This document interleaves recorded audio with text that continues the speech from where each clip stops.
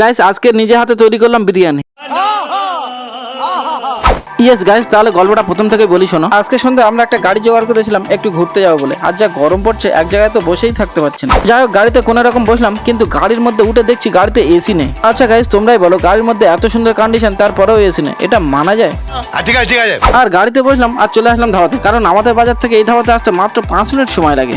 আমরা এখানে আসলাম আর ধাবার মালিক বলছে এখন তেমন কিছু হবে না। কি আর করা যাবে, কিছু তো খেতে হবে, তাই আমরা এই ডিম টোস্টটা অর্ডার করলাম। এই ডিম টোস্টটা একটু অন্যরকম লাগছে গাইস, কারণ এই প্রথম আমি এইভাবে ডিম টোস্ট খেলাম। আর যেটা না খেলে হয় না সেটা হলো এই থামস আপ, যেটা আমার প্রত্যেকদিনই খেতে হয়। কিন্তু তোমাদেরকে একটা কথা বলি, তোমরা কিন্তু এমন ঠান্ডা প্রত্যেকদিন খেও না, যেটা শরীরের জন্য খুবই খারাপ। সবশেষে আমরা চলে আসলাম বিরিয়ানি তৈরি করতে। বিরিয়ানি তৈরি হচ্ছে ওটা দেখতে। অ্যাকচুয়ালি দেখো, আমরা কিন্তু বিরিয়ানি তৈরি করতে আসিনি, আমরা এসেছিলাম বিয়ে বাড়িতে আইবুড়ো ভাত খেতে।